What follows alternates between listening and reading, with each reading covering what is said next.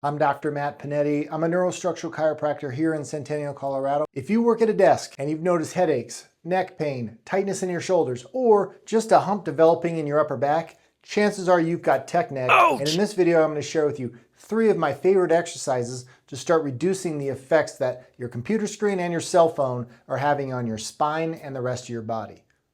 My name's Dr. Matt Pennetti. I'm a neurostructural chiropractor here in Centennial, Colorado.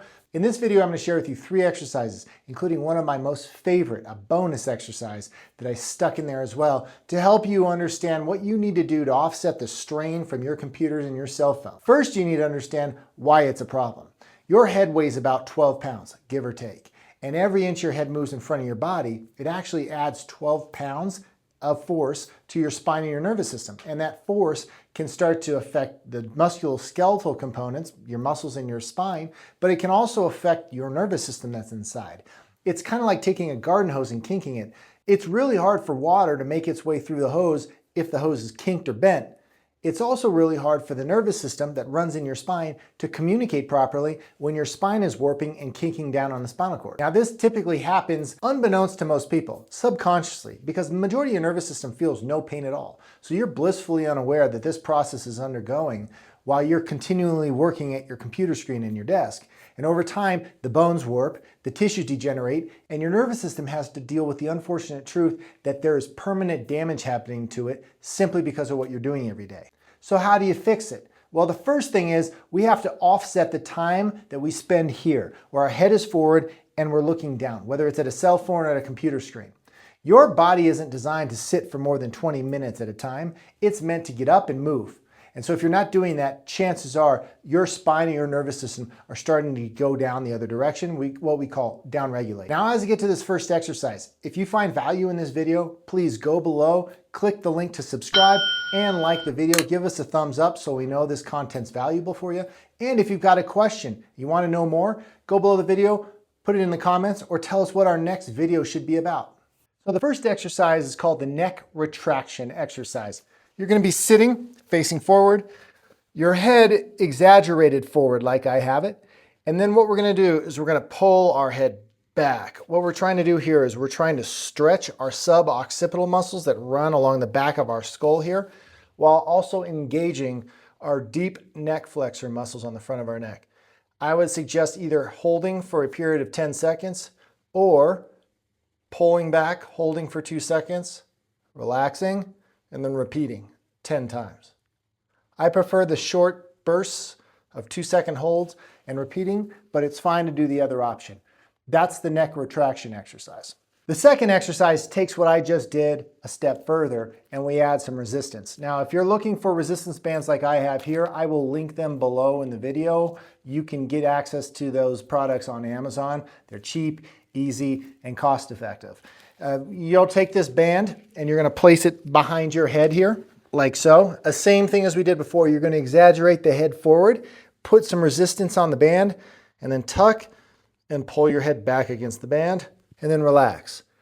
Tuck, pull the head back against the band, and relax. Now I'm doing this with a light band. However, you could go higher as you want. The problem with going really heavy when it comes to a resistance band is you run the risk of irritating the front muscles of your neck, these deep neck flexors that we're starting to work.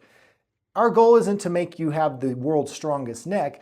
Our goal is to help improve and stabilize your neck and offset the time that you're spent looking like a banana. So to avoid that, get something that might be not the hardest activity where you're doing the resistance band and 8, 9, 10 reps into it, you can barely do it because it's just so fatiguing for you.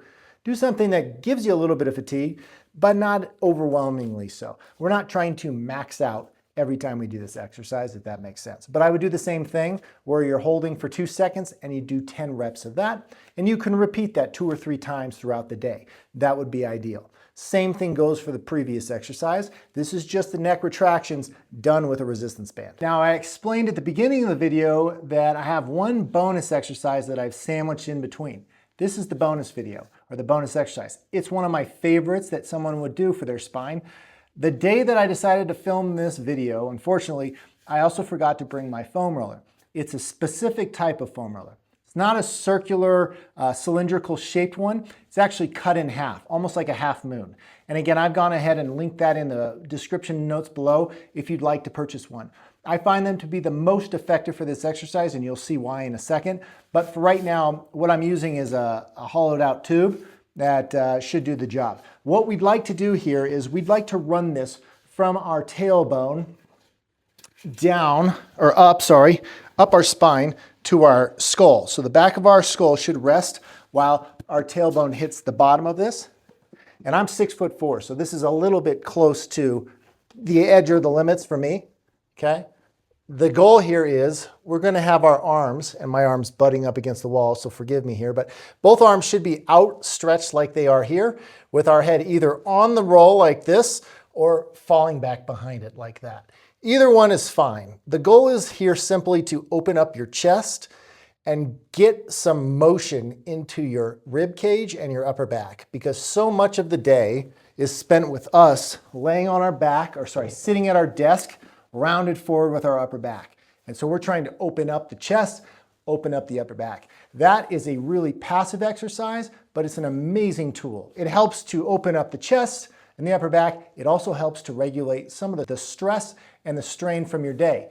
Your brain releases stress hormones in the form of cortisol, norepinephrine, and adrenaline when you go into the fight or flight response, which, interesting enough, actually happens when we're here. Your brain mistakes this position sometimes for us feeling stressed, because it is a stressed position. If you want to get out of that and have your brain stop releasing cortisol, stop releasing adrenaline and norepinephrine, even when you're just sitting at your desk, the option is to then get into more of what we call the rest and digest, or the parasympathetic position, which is what I just demonstrated, with your arms out, chest up, and open. I'd recommend staying there for as long as possible, up to about 15 to 20 minutes, that being the most extreme amount of time you'd spend. 5 to 10 minutes would be a fine amount to start with, but do as much as you can. It will help offset some of the strain of your computer and the stress of your day. Okay, now for the last exercise. This is going to be the most strenuous of the bunch that I've shown you so far. Again, it's going to help engage our deep neck flexors and start to strengthen the tissues there. What we're going to do is lift our head off the ground and chin tuck for 2 seconds. You'll likely feel movement in your neck as you try to hold that position. That's okay. If you feel like you have a tremor, it's because the muscles are working really hard. 2-second hold, and then relax. So give yourself a couple seconds off, and then engage again. Similarly to what I just showed you before, where you've got the resistance band, you're holding for about 2 seconds, and then you're relaxing. And I would do 10 reps of that, and I would do 2 to 3 sets. If you're dealing with spinal degeneration or stenosis or instability or some sort of ongoing neurological disturbance, then these exercises may not be recommended, and I would check with your provider before you perform them. But for the majority of people who are stuck working at a desk for long hours of their day or looking at an electronic device, these exercises are going to be very beneficial to offset some of the strain. If you have by chance lost the curve in your spine, or you've already noticed arthritis, there's been development of degeneration in your spine, these exercises aren't going to correct that. They're not going to erase the history that has already taken place. If you sit at a desk for large portions of your day, or you work on a device or play on a device for many hours throughout the day consistently, then chances are these exercises will help to offset some of the strain. If you've already lost the curve in your spine, or already noticed degeneration or arthritis developing, then please understand these exercises aren't going to erase or eliminate those problems. They are simply to start reducing the strain that your day-to-day activities are having on your health and your well-being. Again, please like and subscribe to our channel if you found this video valuable. Thanks again for watching, and we'll see you on the next one.